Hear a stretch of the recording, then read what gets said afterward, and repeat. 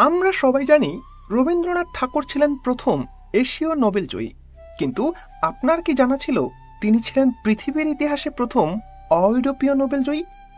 হ্যাঁ, ঠিকই শুনেছেন। নোবেল পুরস্কার তখনও ছিল একেবারে ইউরোপের গণ্ডিতেই সীমাবদ্ধ। আমেরিকা, অস্ট্রেলিয়া, কোনো মহাদেশ থেকে কেউই তখনও এই স্বীকৃতি পায়নি।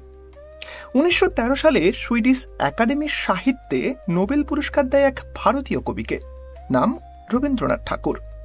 এটা ছিল শুধু একজন মানুষের স্বীকৃতি নয়, একটা জাতির, একটি সভ্যতার, একটি কাব্যিক আত্মার জয়।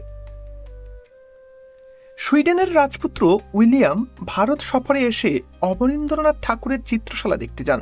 সেই দিনই তার দেখা হয় রবীন্দ্রনাথের সঙ্গে।